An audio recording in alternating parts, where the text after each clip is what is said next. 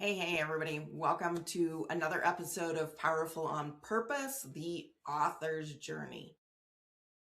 I'm here to tell you, you absolutely can learn to write a nonfiction book in 5 minutes, right? Now, obviously, we can't write the whole book in 5 minutes, but you can learn the framework that makes writing dramatically easier and faster.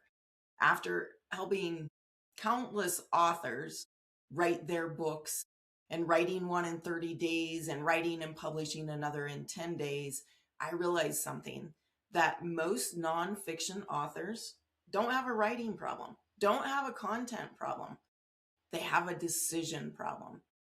The decisions they don't make before they start writing is what leads to writer's block, confusion, overwhelm, loss of momentum. Having a book sitting there for 2 years, that book is doing you no good, and it's doing the readers that you could potentially help no good.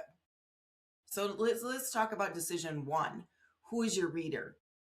So this is one of the biggest mistakes I see authors is trying to write for everyone, right? It sounds generous, like everybody is my audience. Nope, not everybody is your audience. And it makes writing impossible because there's no criteria for what doesn't belong in the book.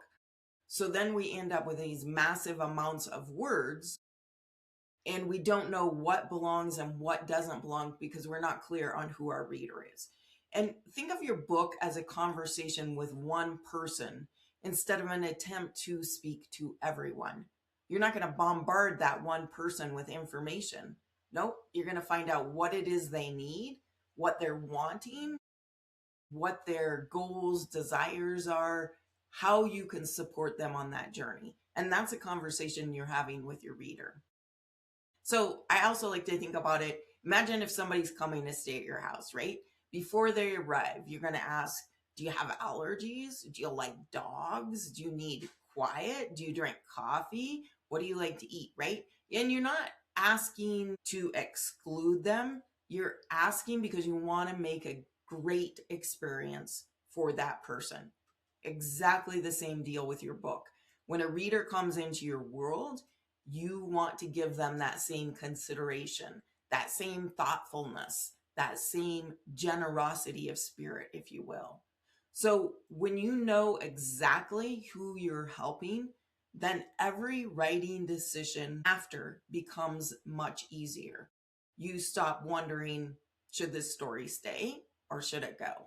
Do I need this example? Is this chapter necessary to create the environment where my reader stays with me to the end? And I also give them something of value, right?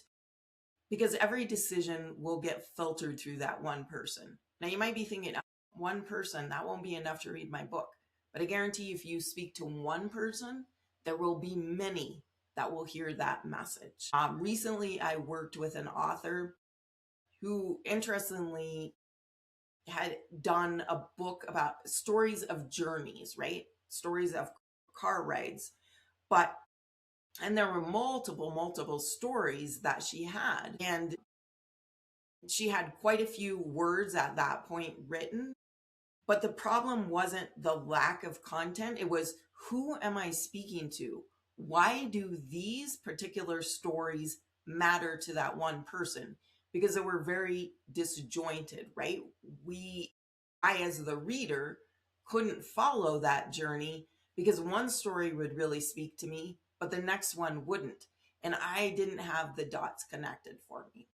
So thinking about that one person, now if she'd use me, for example, then we'd have created a theme, perhaps with stories, right? We'll talk about kind of the structure later, but you can see having that one person now determines how do we structure it even. So this is really the pinnacle decision you have to make is, who is this person I'm speaking to? And then other stories, right, that you hadn't considered when you know your person, you might go, oh, this would really resonate with them. And why it matters is because your reader picked up the book to get something right. They wanted to go somewhere. They wanted to be entertained. They want to be educated. They want to be transformed. They had a reason to pick up your book. So this is the first decision to make when you're writing a nonfiction book, especially if you don't want to take years, if you don't want to end up with 50,000 words, not sure what I'm doing with this. Really, the goal is to speed up your process, clarify your thinking so that you can turn around and do that for your reader and get them the transformation, the education, the information, the excitement, the entertainment that you're going to provide them. So if you'd like a complete framework of the 4 decisions, I have created a 4 decisions workbook for you